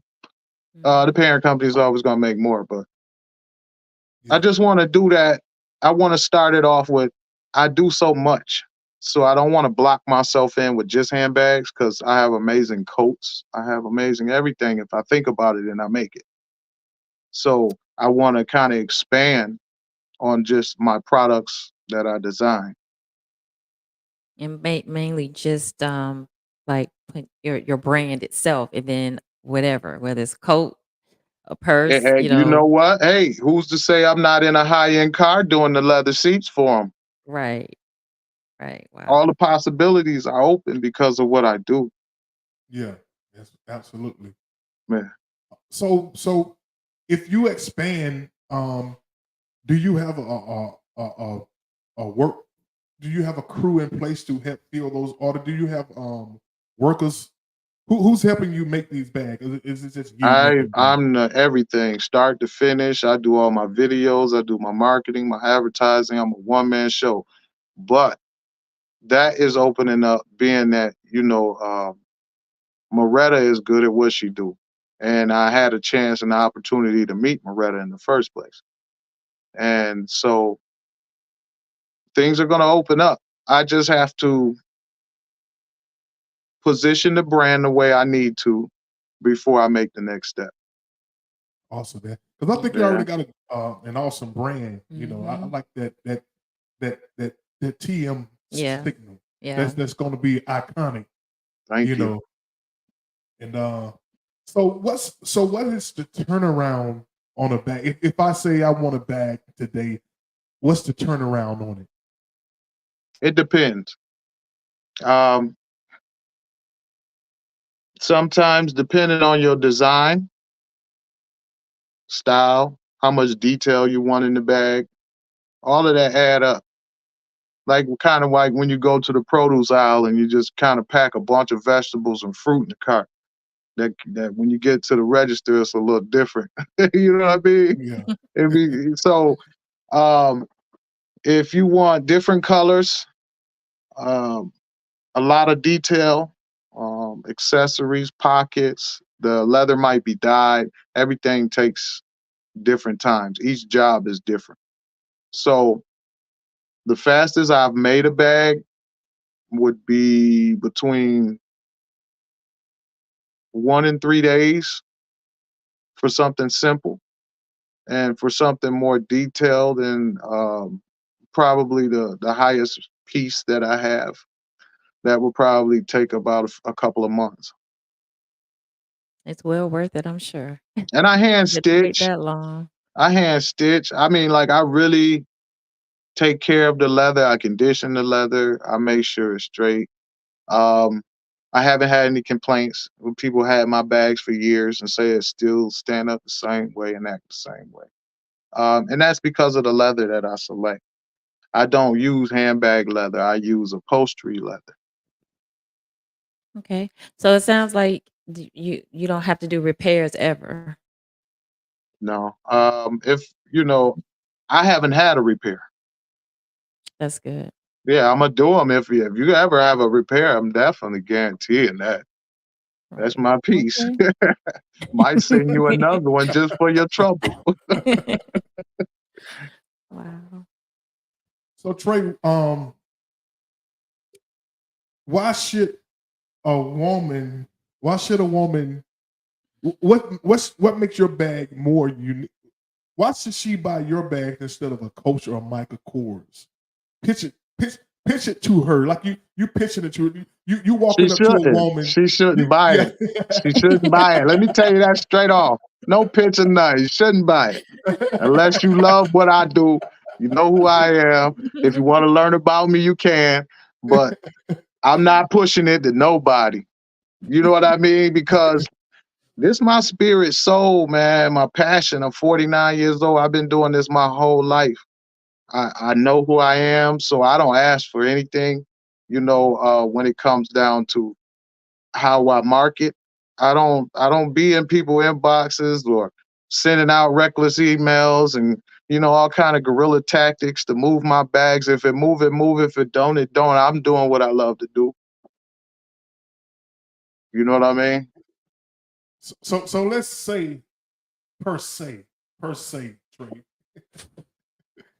You walk up to a woman, she's about to buy a handbag, right? I wouldn't stop her.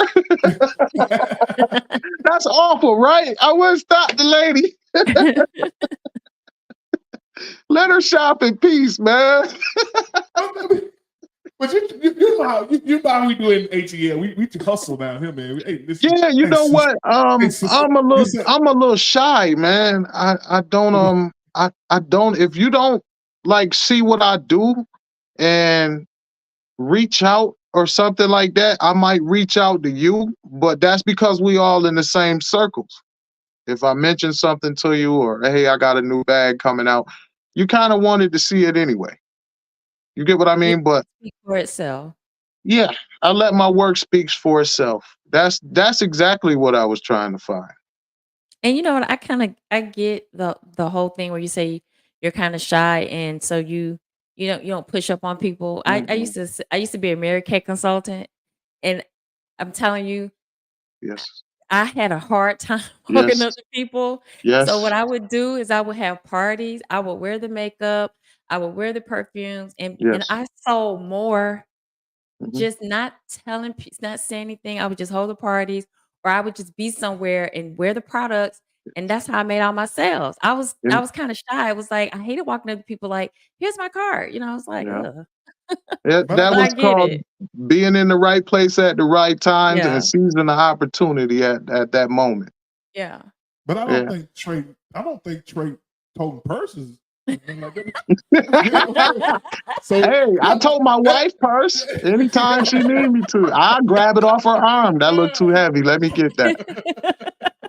I'll be standing proud in the store with her little purple and pink purses and all that stuff. Hey, but at the end of the day, nobody else can stand in the store and hold a bag that they made. You know what I mean? That's right. yeah. So I'm If you made different. it, you made it. You can carry it. You know what I'm saying? Sandra wants to know: does he have pop-up sales, or is this strictly made to order? I wanna try to pop up in the future, but right now it's just made to order. You know, I do want to try that in the future. I have some plans on doing some conventions and stuff like that, getting out there more. That's what I meant by positioning the brand pretty much is, getting in a lot of places that I need to be. I've been Right. kind So, of doing this quietly. yeah. Well, Yeah. it's time, man. It's time to blow. You finna blow now, brother. You gonna have orders. Yeah, out but the I'm not gonna wazoo. push it. No, I don't want to push it. Let it come when it comes. That's all. I get all of this. Like, I get where you're coming from. Like, I really do. Like, I do. I'm just It's like enjoying the moment, the journey. right. I'm learning discipline and, Yep. just various different ways. I'm meeting amazing people such as yourself. And I just love it. I love every morning that I wake up and go to bed. Every night I go to bed. And even if the day is hard, there's something to look forward to. With being able to kind of etch your journey out the way you want to. Because you don't what it is you're not trying to chase after it. It's you, this is you, this is your product that Yes. you are creating for people from what they want, and it'll come to you. So you don't have to chase after it. I mean, we If do it's, we I'm we sorry. advertise. No, it's Yeah. okay. We advertise. That comes with business and promoting your business, Yeah. but it's gonna come to you. I have a saying: if it's meant to be, it's meant to be. Absolutely. I totally You agree know with what I that. mean? That's what I'm trying to say. Yeah. Yeah. If it's meant to And, be, it's meant to be. and Daryl wants to know how do we advertise? How do you advertise your product? Like I said, I've been doing this quietly. A lot bears on me not having a lot of help. So when them orders come in, I'm gonna definitely have to kind of stress myself out with the manufacturing process. But that's the direction I'm going in anyway.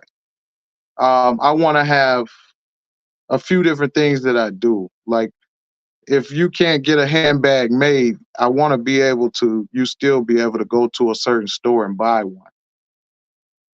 But the way I want these produced, I want them produced one of one.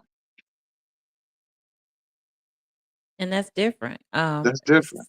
uh, it's not every day that you can say I bought a handbag that is specially handmade that nobody else could really have and Yeah. say that, oh, I got one like it. Yeah. And that's not the norm. So you're different. And different is sometimes good. Oh, it really is. Especially when somebody feeling themselves and they want to step out and impress too with their friends they ain't seen. I need Right. one of them bags. And my clients be hyping me up. They Oh they wow. be going crazy for me. I love my clients. And they day ones. Day ones. And I'm And sure they're like lifetime clients. I'm sure that yes, once they order yes, one bag, they got ideas for another item or whatever it is. So yes. I'm sure you keep them for life.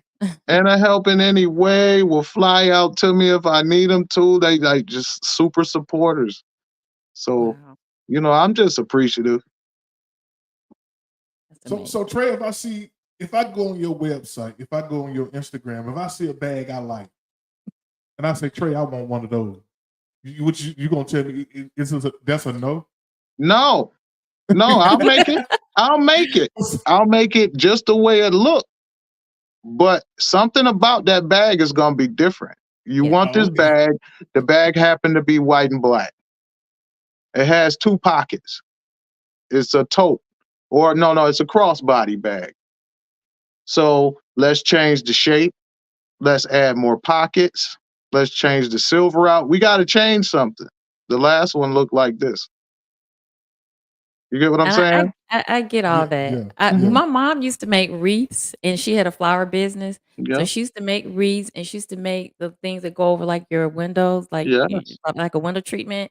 Yep. And nobody had the same one. No People one. would be like, "Oh, I want that one." She'd be like, "No, I don't even remember how I did that." Right. she Everybody has something different, but everything was nice. So I get where you at with that because even my stuff, she made stuff for me at one point, and nobody could walk into um another person's house and see the same thing. Not Yeah. now she would do a little variation of it, but it was almost like you say you just burnt the original and that's it. Like That's it. It's nobody else is over. gonna have that. Yeah. Yeah. And now it's even harder because now I would have to go back and look at the video, look at the pictures, study it, try to figure out the dimensions that I thought of the first time because the pattern is no longer here. And like I said, if I had a pattern for every bag that I made, I would have to have a warehouse. Mm. And I don't remember all the bags that I make, so a lot of my clients have to literally show me. And then when I see the bag, I'm like, what was I thinking when I made that? That's incredible. Oh my goodness. So I'll be slapping myself on the back mentally, like, bro, you are amazing. I know, All right? right. That's all right. Yeah, yeah. But I forget a lot of designs. Yeah. But You I don't do definitely shoes. can You do make shoes. something close, huh? You do shoes. Yeah, I do shoes, boots. Uh-oh. It Uh-oh. depends on what the client want, what the client need. Oh my You know, goodness. some clients go on stage and perform in front of crowds and they want something specific. Some clients just want something simple, but luxurious. The best leather, the best texture. You get what I mean? So it depends. It varies. So if I bring you some leather, you can make me some things out of it. I see You them know, wheels my turning. son sent me. My son sent home a lot of old leather stuff he don't wear anymore, and I You don't know see, what to when do he with get it. them, he So get them for stage. He'll rock them once or twice. He won't even rock yeah, them twice. He'll rock them once and then they're out of there probably. yeah, Or so many, he'll need a warehouse. yeah. He's using this for the warehouse, but now I gotta repurpose them some kind of way. Yeah, yeah. You could turn that into a lot of things. Do you get a lot of repurposing? Yeah. Sometimes. I used to back when I was in New York. Yeah, when I was in New York, you had a lot more leather stores. You had a lot more people sewing. Um, New York is just like a melting pot of different cultures and industries. So yeah, I would get that back home. Yeah, because I kind of figure you from New York. You got the New York hustle in you. That New York hustle is bigger than the Atlanta hustle. You know, we nickel and dime down here. Y'all be like, Yeah, y'all. it's sometimes, but see, me coming from New York, I have nothing. I thank my town for making me and my state for making me who I am. But to enjoy the South is to enjoy the living part of it, like the nature part of it. In New York, you really don't have a good lawn. You know Oh what I yeah, mean? the Or living some the good living is birds that'll easier wake down you here. up in the morning chirping. That's what I need. And that's stuff we probably take for granted, because Yeah, we've been here our whole life. So yeah. yeah, the birds in the morning. Yeah, man, I got some beautiful birds. They are amazing. I need that song every morning. There'd be 100 of them. And then it's owls at night. So that's different too. So let's get to the nitty gritty part. What about them prices, bro? Oh God, see, Are they negotiable? Are the prices negotiable? So I wanted we to would, ask, but I didn't know if so that was appropriate. I my have to ask prices prices. normally, my prices normally go like this. If your material, if you buying leather, you're not cutting corners because you're actually having this leather made for you. So you either want a good job or you want a fast job. I don't do fast jobs. I do good jobs. You know what I'm saying? So I'm not going to steer you wrong. I would rather turn you away with a budget than steer you wrong to take the budget. You get what I'm saying? So Yeah, what yeah. I would do is I would categorize, where the budget is, and I would, point you in the right direction when it come down to price ranges on leather. You have some leather that costs this much, you have some leather that costs that much, and over here is the incredible leather. You know what I'm saying? So everybody decides what they want. Yeah. And then I kind of, we kind of keep an eye. We shop together pretty much. Me and the client shop together. If your budget is a certain amount, let's see if we can meet that. But I have to go to the store and look at their prices. If their prices is their prices, that ain't gonna change. And you know what? Since it's personalized, Excuse there's not going to be two bags that cost the same as well, me. because you dealing with, like you said, all the material, Yeah. the differences with Labor, pockets, the hand stitching, yeah, all of that. So detail, there's no way you could give embellishments. anybody a price. It's just priced to Yeah, it's order, not a one fit basically. all. It's not a one fit Right. all. When I do come out with the bags for the stores, though, those would have more Set of a price. convenient price. Yeah. You know what I mean? But these prices right here, you really have to be dedicated to what you want. Right. Yeah, That makes sense. because it's gonna be a showpiece. It's gonna be a showpiece. Right. That's why I didn't ask. I thought about it and I was like, nah, I'm not gonna ask that. Because in a sense, it's like, how can you can't give a set price on a order that's specialized. You know what I'm saying? Like for Well, that I mean, person. look at it like this. You want a black bag. You want, a black tote, just a simple black tote. Well, it's probably about 3 or 4 different prices at the supplier that the leather come in. And the cheapest price might be the thinnest. Mm, So you can't make the bag stand up with thin leather. right. And if I can, but if you do make the bag stand up with thin leather, now we got to buy this special cardboard to go behind it. So with that cardboard, incorporating the cardboard inside that design, that makes me have to construct that bag differently than just a fresh piece of leather that I could roll out on the table and cut. Mm, I actually have to put leather and cardboard together with lining, snaps, buckles. It gets thicker at places that you have to thin out. So it's really more difficult to actually make thinner leather stand up than a thicker hide. A thicker hide, I can roll it out on the table, cut it, and go over to the sewing machine. okay. Yeah, thinner leather, I might spend 2 days making it stiff. Wow. That's more But labor. it'll have both of them will have equally an amazing look. And I've shown that if you go on my wall, any one of my walls, and just look through my stuff, I've shown a range of bags over the years. And notice I started making bags in 2011. I decided I was going to design handbags in 2010, 2011. I started making bags. So I started teaching myself how to make bags because I didn't know how. But I know how to sew and I know how to design. So teaching myself another part of the same craft was just pretty much learning a different skill set within the same skill. Mm, yeah. I can Yeah. imagine. Because there's so many parts to a purse. Like, And it's yeah. over 1,000, 2,000 steps. Easy. You got the zippers, you got You the said 2,000 snaps on steps? it, Over everything. 2,000 Handles. steps. It's a lot. Patience, hard work, and dedication. You gotta have discipline for this game. And anybody that make handbags can tell you. What the most advanced sewing machines that they have out in, some of the manufacturers right now, they could probably put a bag out in a couple of minutes with a few people, 5 or 10 people. They could probably put a bag out in a couple of minutes, where it would take one person to make this bag 2 weeks, 3 weeks. So what about layaway? Payment plans Loretta, yeah, that's possible. Yeah. Everything is possible. If you want the bag and you serious about the bag, I'm serious about making sure you have it. Yeah, that's what I was saying. Are your prices negotiable?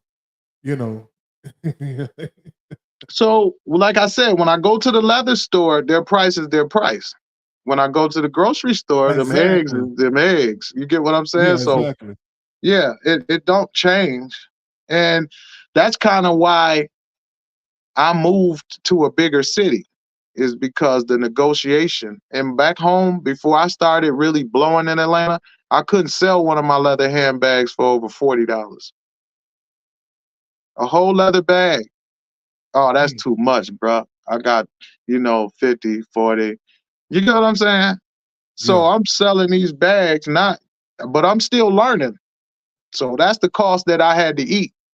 Sell it cheap, learn how to make it, get paid for learning how to make it.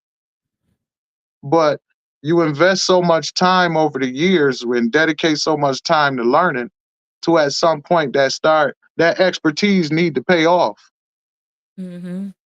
It has to turn around, or Exactly. you kind of delusional run around in a circle and not making money and Right. killing yourself, 18 hours a day sewing, back hurt, knees hurt, eyes strained out. You get what I'm saying? You go through things, but for the love of the game, you're going to do it. So for the love of the price, it got to stay the same. Yep. And I try to be reasonable. If my bag is $1,000 and you don't want to pay $1,000, it's not that you don't want to pay. It's just it's not comfortable for you to pay right at that moment. Okay, cool. Mhm. So let's take some of these designs off the bag, simplify the bag a little more, and maybe the bag could be 350, 400, 500. You get what I'm saying? It's going to be smaller. You get what I mean? Things are going to change to meet that price range. But to give you a $1,000 bag on a bust down, nah. Right. That's why I don't promote, because I don't want to do that. That makes so So much sense. now it's to a point where my expertise is at a level where I wouldn't even negotiate things like that, because I know what you're gonna get in the long run. Mm. You get And what I'm women, saying? we when we want a nice bag, we gonna spend the money. I mean, No, and also, there's respect level where, well, what's your budget? What you trying to stay around? You get what I'm saying? So Yeah. that's a respect level too. If I can't do it, I can't do it. And maybe payment arrangement might be something that we work out. You get what I'm saying? Each case is Yeah. different. Each scenario is different. But as in, like, I've given everything that I had, man. I've given everything in my life. I've been to the very bottom for this game. I came from the bottom. So now that I'm here, is no longer the bottom, talk. You get what I'm saying? Yeah. All I got is $40. You want to know something that's ironic though?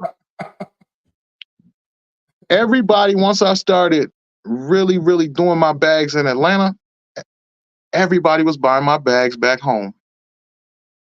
I had to leave my town to get it. You get Sometimes what I'm that's what you saying? have to My do. Yeah. town started supporting I me get harder that. when I was out in Atlanta versus Yeah, when I was I get that. in my town.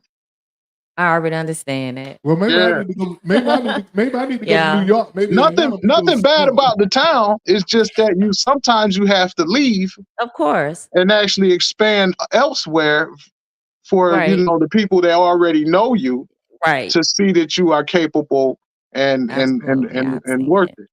it. Yeah. Yeah, that's real. That's It real right sure there, bro. is. Yeah. I can relate So to maybe I need to leave Atlanta then to blow up Oh, in the nah, music. you already there, bro. You know? This is where they trying to come to. Oh my goodness. But sometimes you do have to step away and branch out somewhere else, because it's just something about where you come from, depending on your start. People just Yeah, don't, that's I all. don't want to say they don't support. I'm trying to find the right word, gentler word. It's almost like they got to see you do it somewhere else and see you grow elsewhere before they can appreciate and respect what you do. Yeah. And you Be know, people you not don't for even all of know. them, not for all of them. Some of them supported me right off from since day one. Oh yeah, you'll But have those. You'll have your supporters. The ones that some heart. supported me just because they find out I'm from, you know, the same town. And then, you know, it's just ironic that, you know, the majority of my bags, I done send bags to Guyana, California, uh, New York, you know, all the way down to Texas, all over the U.S. and, you know, a couple places out of the U.S. But when it comes back to your hometown, it really means something. You know what I mean? For your whole town to support you. So I was really, you know, excited about that support, seeing that, you know, I got down here to Atlanta and I wasn't alone. I was meeting people in Atlanta and my hometown was supporting me too. So That's that was a amazing. real like vibe for me. It's amazing. You're 49, you say, right? Yeah, I'm about to be 50. So, so you're gonna have the big celebration. We got a big celebration coming on. I hope I'm invited, man. You know. Hey, yeah, definitely. I don't think I'm gonna do anything big. I like to kind of be quiet with what I do, but you kind of I like me, think I man. might throw a little bash. I mean, you only turn 50 one time. Yeah, one time, man. This Yeah. hopefully you'll get another 50, but you know, Yeah. you know how that goes. You know how it is. That's on the good Lord. You know what I'm saying? Yeah. But I brought out your age to ask you what advice would you give someone young coming up who want to be a designer? You know, because these days everybody want their own clothing line. You know, everybody they go buy T-shirts and put their logo on it. You know, so I think a lot of youngsters they want to be designer. What advice would you give them? Stay patient. Learn everything you can. Soak up all the knowledge you can. You might be learning about a frog. Soak that knowledge up, because you're gonna be able to use that later on. So just stay ambitious and true to yourself. Know who you are. Don't be a sheep. Don't follow. Lead. It's okay to not hang with the cool kids. It's okay to have quiet time by yourself. It's gonna mean more later when you invest that time in yourself versus things that don't mean that much. And what I mean by things that don't mean that much is you could be chilling, you know, with friends and stuff, but the conversation is not going anywhere. We're not developing anything that's gonna, you know, feed us tomorrow. So that part. Awesome. Okay. Awesome. Yeah. Well, I know you say you have plans for expansion down the line, and I can just say this for where you are now. What is setting you apart is the fact that you're doing it the way you're doing it. So, I appreciate that. Thank you. you're welcome. Thank you. Okay, Trey. We talked a lot about bags. But you're an entrepreneur of you. Is there anything else that you other products that you have outside of leather bags? And I see you got some cool shades on, man. But Yeah, Stay Shady. My wife has Stay Shady eyewear, and it's stayshady.com. So I wear all the eyewear, Stay Shady eyewear. So if your wife have it, it's yours too. I bet she claims some of that bag money. Yeah, she be claiming the bags. She be claiming the bags. She don't worry about the money. I don't blame her. She gonna cuss me out for that one. She gonna cuss me out for that one right there. That bag come off the press, she be like, "That's me." Nah, that ain't you, man. Hold on, man. Not again, man. Not again. Oh goodness. All right, Trey. We asked you a lot of questions, man. Do you I have appreciate anything? y'all having me on the platform, though. Seriously, man. Invite me back too. We appreciate you, man. This is the new revised overflow every day. We try to bring people on, man, who's doing great things right around us. You know, we go all the way outside and try to find people all the way outside. We got people right up under our nose, man, doing great things. Yeah. And that's my goal, man. I want to highlight people around me who doing great things. You know, Such as yourself, man. Y'all doing great things over there too. Yeah, you know, and it's hard to get people to support you within your own circle. So Yep. I'm not trying to be that person. I'm trying to support people around me in my circle. Mhm. You know, because if you make it, I make it. We You know all what I'm make saying? it. I get the joy of seeing you make it. You know what I'm Right. saying? Right. Not Same that thing, you man. owe me anything. I get, hey man, I had that dude on my show. You Right. know what I'm saying? Yep. And now he's making more money than coach. You know what I'm saying? Right. And I mean, it's Yeah, all possible. about helping each other. I mean, we see somebody climbing up that ladder, we help hold it and push them up more. And that's what this is all about. Yep. I appreciate Man, y'all for having me on. Thank and you. man, I appreciate you, man, for sharing what I do, man. You know what I'm saying? And Yeah. I'll be begging my friends to share my stuff, man. And it humbles you when you see somebody else outside of you who appreciate what you do. Ain't nothing like people appreciating what you do, man. Yes. Yeah, I You love know, talent. I just love talent. and man, you make some of the most beautiful handbags that I've ever seen, man. I like that. I like your logo. I like that logo, man. I think that's gonna be iconic one day. That you know, people gonna be wearing bootleg shirts with your logo on it. you know, you gonna have to go to the what they call it, the flea market. You gonna see your bootleg stuff in there. Word. Yeah, man. But anyway, we appreciate you coming on, man. Yes. Appreciate you. Thanks for You know, having me, bro. Thanks for having me. we appreciate it. So, if is there anything we didn't cover that you want to talk about before you jet up out of here, brother? Anything you want to talk about? Nah, that's it. I appreciate y'all for having me on. We appreciate you being on here. Yeah, we Thank you. appreciate you, man. All right.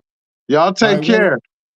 all right, y'all. You Trey too. Moore, y'all, handbag designer, entrepreneur. Give it up for Trey Moore. Thank you. Thank you. All right, brother. Appreciate All it, right man. now. Tell the wife hello. I sure will. All right, peace, my brother. All right, peace. All right, y'all. That was Trey Moore, man. Look, y'all go. Let me put this. Let me see. Somebody posted his. Somebody posted his right there. This is his. That's his. Web. You go to that right there and check out the handbags, man. Mother's Day coming up. I don't know. Can he make? He said he can do one in what 2, 3 days. That's the shortest amount of time he's ever done one, anywhere from 1 to 3 days, but Yeah. the most 2 months. But yeah.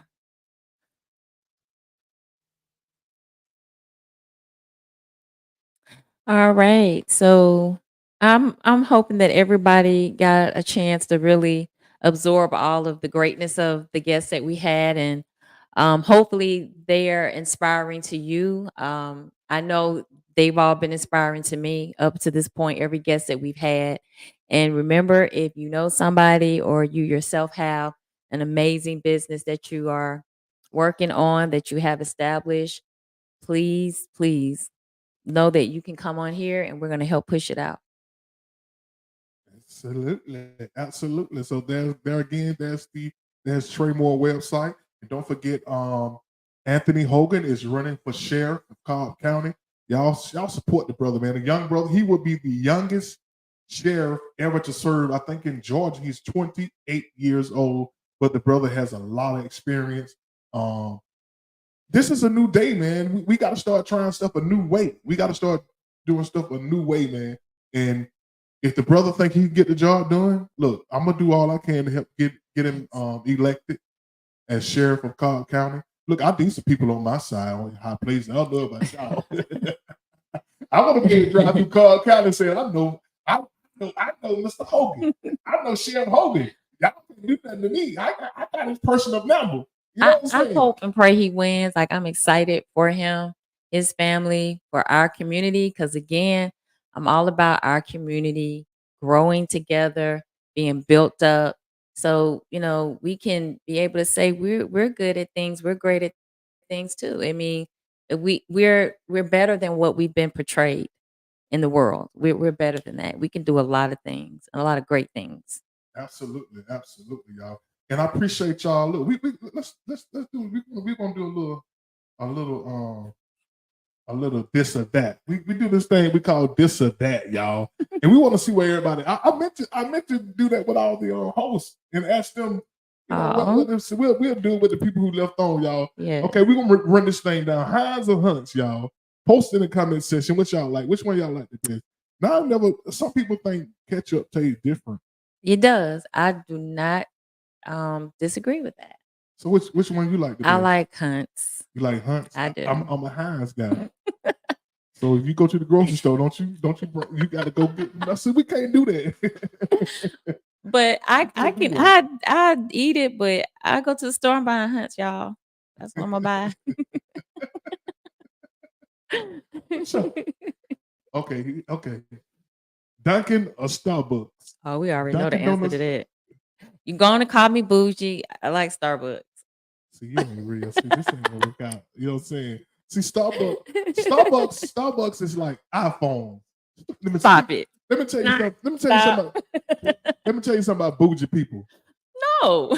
If you got a girl, she like Starbucks, she got an iPhone, and she go to Target. You don't want her. Listen. If she got two of those, Stop it. If she got two of those, no, she ain't for you, fella. Parents love to buy teachers Starbucks gift cards, so it's not our fault. We get hooked on to it because the parents buying for gifts. So I'm just saying. Okay, let me see if you better tell. Pancakes or waffles? Oh my God. So I like both, but I like waffles. I like both of them too. But if I'm at home, I make pancakes. I like waffles. But I like Waffle House. But I'm a Waffle House fan.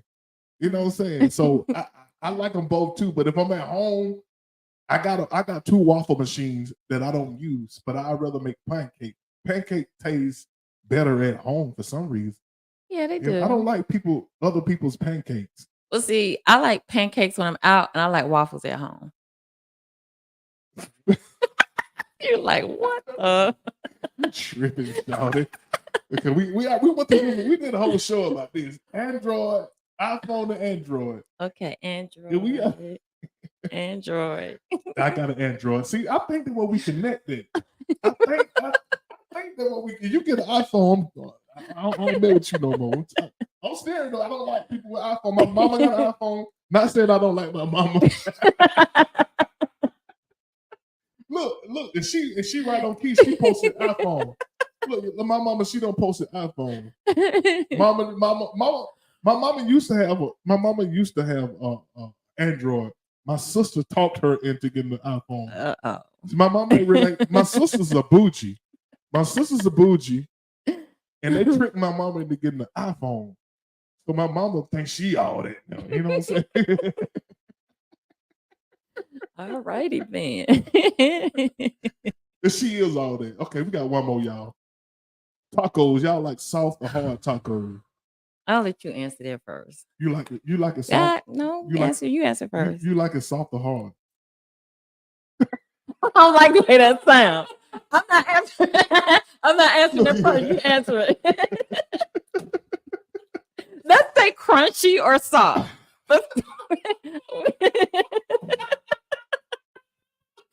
That's a trick question. Look, you ain't gotta answer that one. We gonna get up there. Oh, you have to excuse us. We gonna shut this thing down on that. Look, y'all. Listen, y'all. Check this out, y'all. I really appreciate y'all for tuning in, texting, commenting, sharing. We really appreciate y'all. We really do. I really do. We'll be back next week with a new guest. We try to. If y'all know anybody in your circle, man, who wrote a book, who doing great things, man, but don't get a lot of recognition, don't get a lot of love, tell them to holler at your boy. If we gonna bring them on and put them on the Overflow, the Everyday People Show. Cause you know why? Cause this is the only show where me, you, your mom, and your cousin too get to just come on and chop it up. You got any last words you want to say, Jenny? Last word I'm gonna say Jenny is from the block. I like crunchy tacos, y'all. You just wouldn't let it go for nothing. put it out there. I like You crunchy. just think you just want to keep talking about it. You know what I'm saying? These people saying hard and soft and hard and soft. Well, listen, I want y'all to know I like crunchy tacos. Okay, Now. you like crunchy tacos. Yeah. What the opposite of crunchy? Oh. So why how you change? If we still gonna keep soft, how you gonna change the other one? Just Listen, you framed it up and it didn't Okay. sound right. okay, y'all. We try and get us out. We love you too, Mom. Look, y'all. We appreciate y'all, but appreciate y'all for tuning in. Come back again next week. Same black channel, same black time.